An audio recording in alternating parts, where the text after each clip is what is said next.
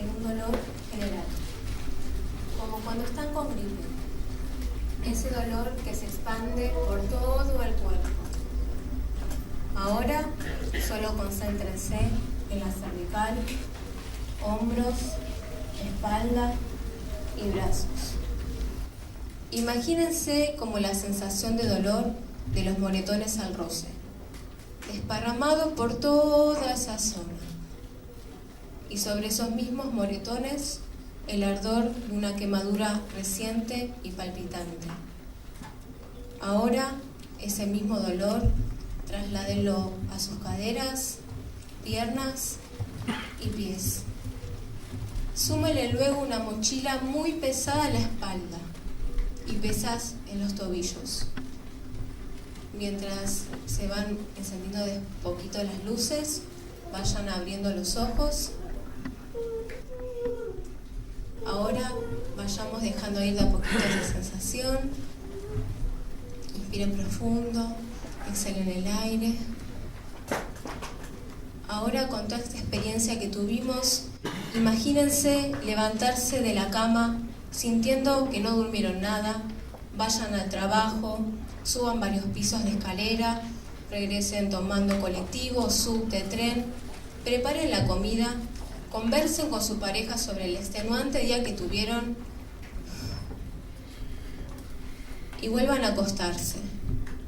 Mientras dan 1000 vueltas en la cama, tratando de conciliar el sueño y el cuerpo arde, quema, duele, llora. ¿Se imaginan vivir todos los días así? ¿Qué cosas harían para poder hacer todas las tareas diarias a pesar de sentir este dolor? Les cuento que empecé con estos primeros síntomas cuando tenía 12, 13 años. Siempre estaba cansada, el cuerpo me pesaba. Todos me decían, estás exagerando, siempre te duele algo.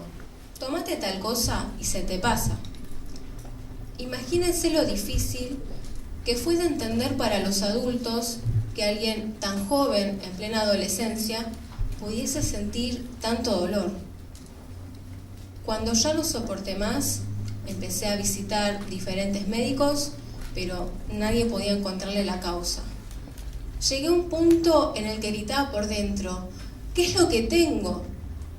Necesitaba ponerle un nombre a lo que me pasaba y principalmente encontrarle una solución. Mi nombre es Valeria, tengo 24 años. A los 17 me diagnosticaron con fibromialgia. Seguramente muchos se preguntarán, ¿qué es la fibromialgia? Se trata de una enfermedad reumatológica que se caracteriza principalmente por dolor musculoesquelético generalizado, fatiga crónica, problemas de sueño que pueden ser insomnio, sueño no reparador, problemas cognitivos como problemas de memoria o de concentración y otra larga lista de síntomas que varían de persona a persona. Esta enfermedad fue reconocida por la Organización Mundial de la Salud en 1992 y el reconocimiento de la misma por parte del Estado argentino se está llevando a cabo mediante un proyecto de ley. La hipótesis actual más difundida es que se trata de un desorden del sistema nervioso central y que lo origina todavía no se sabe. Se cree que puede ser autoinmune, que se hereda genéticamente, que aparece por estrés o traumas como gran parte de las enfermedades, pero por el momento se encuentra en investigación. Y así, para poder dar con este diagnóstico, te hacen en cierta forma estudios para descartar todo lo que no es, y luego de carpetas y carpetas de estudios que dan negativo, van al último recurso. Ahí es cuando pasan a la identificación de los llamados tender points o puntos sensibles. Con 11 de estos 18 puntos tendríamos un resultado positivo. En mi caso, entré al club de la fibromialgia con 16 de estos puntos. Cuando finalmente el médico me dijo, ¿tenés fibromialgia?, me llené de preguntas. Preguntas que habían esperado 4 años en ser respondidas.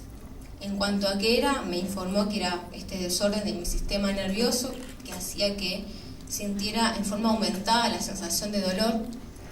En cuanto a qué lo origina o cómo apareció, en realidad esa respuesta se las debo. Mejor dicho, nos la deben.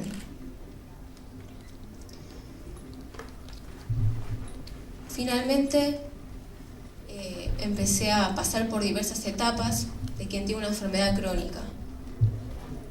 En mi caso, primero fue la negación.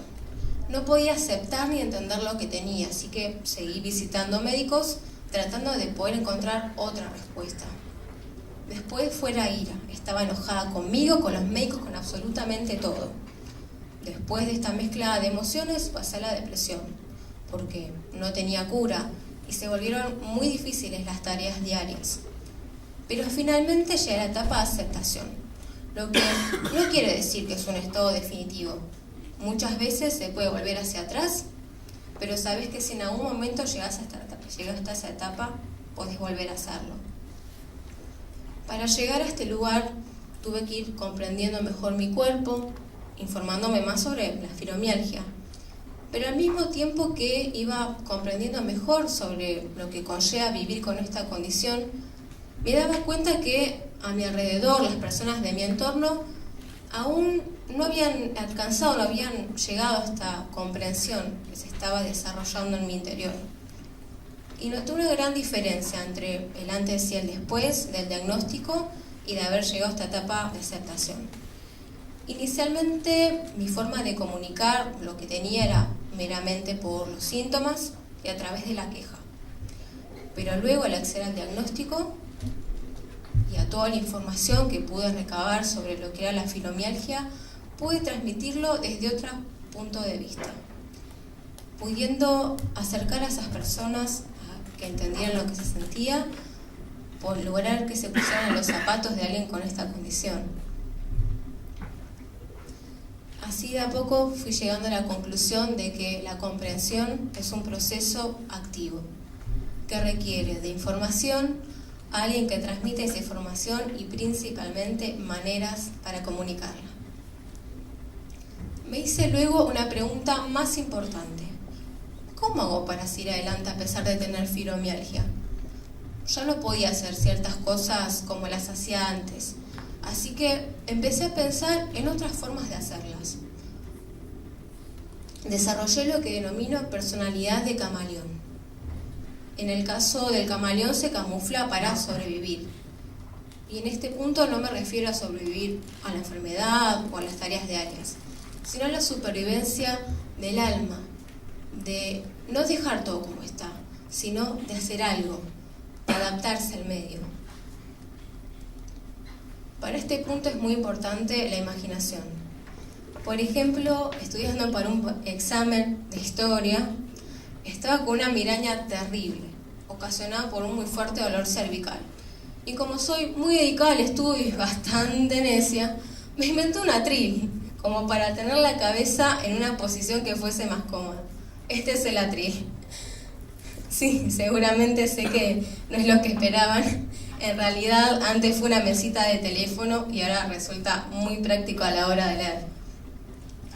Aparte de la personalidad de camaleón, se desarrollan superpoderes, como la habilidad de conocer la ubicación exacta de todos los ascensores en las combinaciones de subte o en su defecto en las escaleras mecánicas, o ser un detector portátil del clima. Sabes que todo te duele más cuando hay humedad, así que mañana seguro tenés que llevar paraguas. Considero que no padezco la enfermedad, y en esto los que conviven entenderán. Vivir con la fibromialgia es como en la convivencia. Haces todo por llevarte bien, a veces te peleas, te reconcilias, después básicamente aprendes de la tolerancia porque la paciencia es una virtud. Es un aprendizaje diario. no solo nos adaptamos, sino que creamos nuevas formas de hacer las cosas, de vivir la vida. Realmente creo que la verdadera fuerza no está en el cuerpo, sino en la mente. Muchas veces veo a la fibromialgia como un reto, un desafío, de ver cómo seguir avanzando, cómo superar todos los obstáculos que surgen. Muchas veces estas adaptaciones se las comento a otras personas y me dicen, la verdad que es una muy buena idea, realmente podría implementarla. Como por ejemplo, cómo hacer ciertos esfuerzos con la postura correcta y evitar terminar como estos personajes que ya conocemos en las publicidades de analgésicos. Por eso, mamá, papá, amigo, conocido de esa persona con fibromialgia, escuchen, que seguro esa persona también tiene algo para enseñarte. Aprendan con el tiempo el valor del esfuerzo, de los pequeños logros, de no pensar simplemente en que la vida sea más fácil y sencilla, sino de valorar cada avance, cada detalle, cada meta alcanzada. En mi caso, celebro los días en que puedo limpiar una sola habitación de la casa sin tener que hacer pausas. No fue fácil llegar a esta etapa de aceptación, de entender y reconocer lo que tenía. Tuve días en que en verdad no podía conciliar el sueño en toda la noche. Las migrañas duraban días. Me perdía dentro de mi propia casa y el dolor era tan insoportable que no quería mover un solo dedo. Me inmovilizaba. Pero entendí que no podía vivir así todos los días. Por eso busqué médicos, cuando di con el correcto empecé un tratamiento, pero la medicina no alcanza cuando tenés una enfermedad crónica. Por eso se dio el cambio de actitud, el proceso de aprendizaje, la adaptación. Al final no solo me adapté a la fibromialgia, me adapté a la vida. Me volví más flexible, también más comprensiva con el dolor de otros. La fibromialgia no es contagiosa. La adaptación y la comprensión sí lo son. Empecemos por nosotros mismos. Por eso, adáptense cada día a la vida. Sean como un camaleón. Gracias.